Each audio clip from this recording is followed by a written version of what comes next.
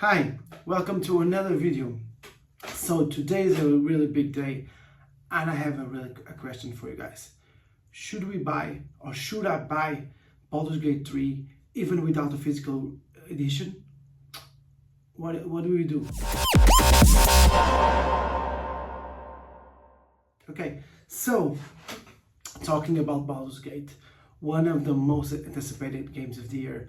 Everyone is saying that it's game of the year. It's been 1 month on Steam, 1 month on PC. Everyone is praising the game, says the best game is a completely different and amazing experiences. And it's coming to PS5 today.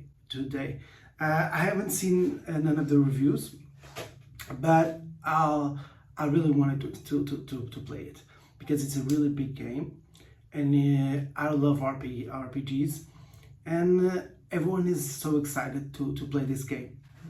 But we have two sides of the coin.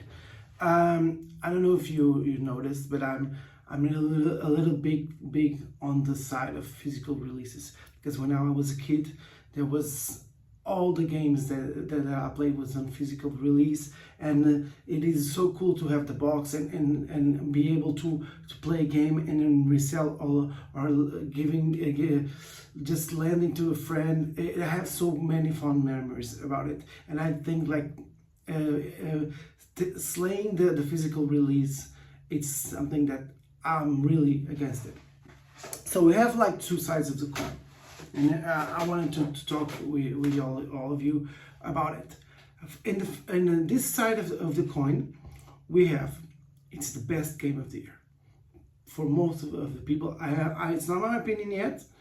Everyone is saying that is their best game right now, even though Starfield has already arrived. Larian Studios made an amazing game. They saying that the amount of things that you can do, the amount of things that you can say is the replayability. You can play with a friend, so you can do a session or a full story alone and do it again with a friend, and it will be completely different. How many games can you tell about it? And that is amazing. Okay, it's a full-priced game in PlayStation, and it's a little bit more expensive than it is on PC. But can you tell me that it's not bang for buck? Like, we're talking about more than 100 hours if you play it just two times, and some people just went on one playthrough. It went 100 hours. I spent 100 hours in Elden Ring, and I can tell you that is 80 euros well spent. So we have that, and the amount of the passion that Larian Studios gave. Some studios are even saying that they are over delivering. So should not as reward this amazingness that they give us by paying the full price in digital, so that it goes straightly to them, and then they can focus in doing a better game next time, because they proved us that they were like going to the consumer and give us the best game that we could ever hope to play. That is a really valid point. I know one of my best friends is playing the game. He's like said that you really must play this game. So I'm really on that side of the coin right now. But at the same time, let's talk about the other side.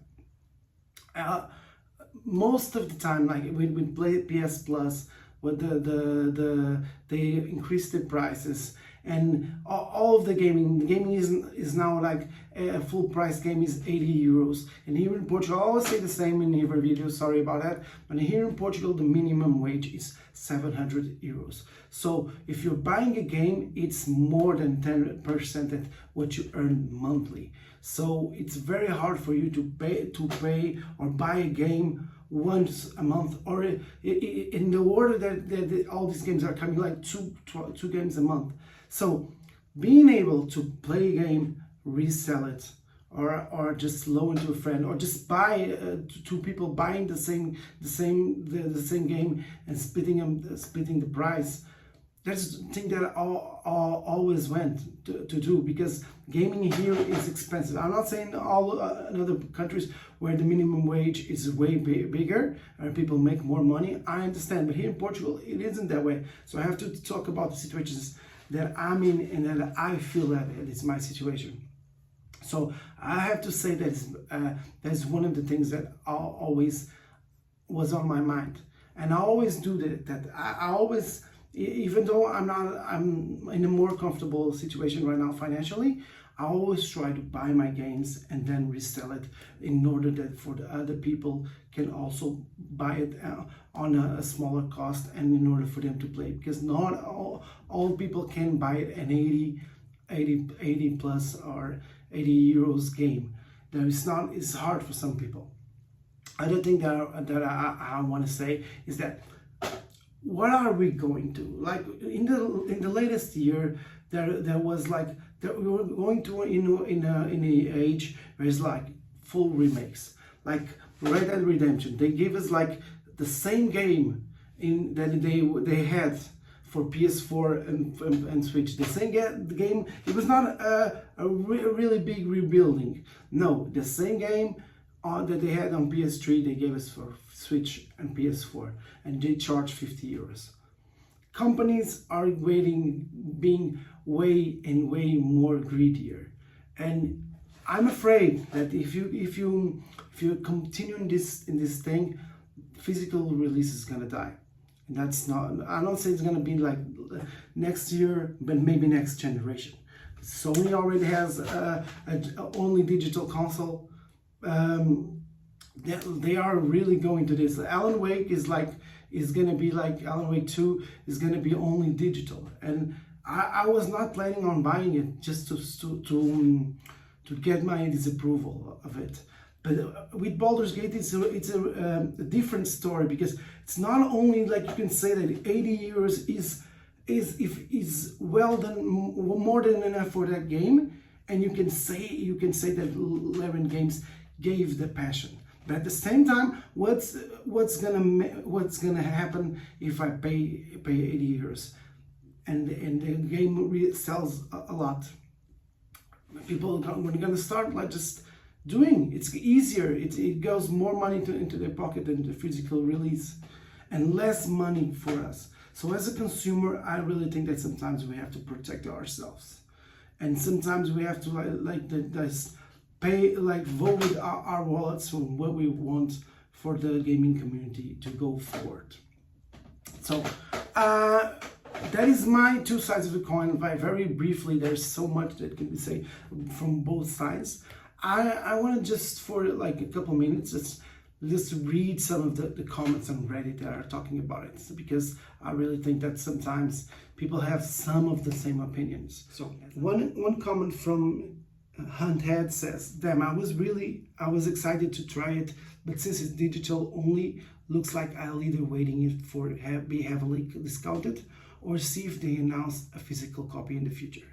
With PlayStation refunds policy, I'm not risking $100 Australian dollars to be on the chance I end up not liking it." This is another comment, like for Green Fox, said, "This is genuinely so disappointed that I'm gonna miss out on this game because of no physical release. I live similarly and just not possible to download a game this big onto my console. This actually sucks." There's another that says, "Just don't buy it until physical release, like Alan Wake 2. There's too much games to play, no problem at all. I will play other games instead of those. Anyway, you should send an email to Lauren and ask for a physical Baldur's Gate 3.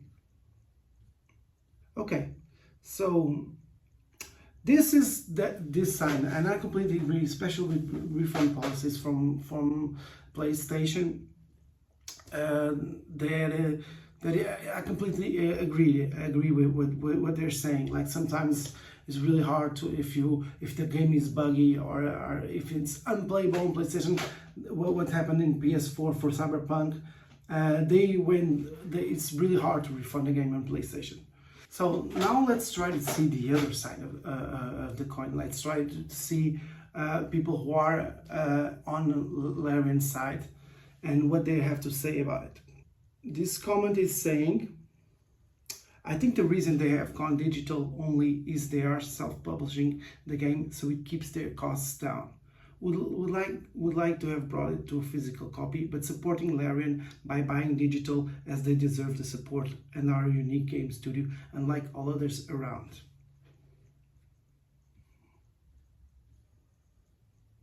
There's another that says, Larian is an independent studio and chose to dedicate any funding they had access to towards the actual development of the game. I love a physical copy too, and I'm hopeful that one day we'll get a fan gamer or limited run physical release. But it's impractical to assume that an independent developer, not supported by an actual publisher, has the resources and industry connections to support a full physical release. So about this, I have to say, it makes some sense. They are self-publishing, and as I am doing a self-publishing book, I know the trouble that it is. I know that every penny that you make it has to be for rebranding, like for paying all the costs that you had. It's hard for it. I understand.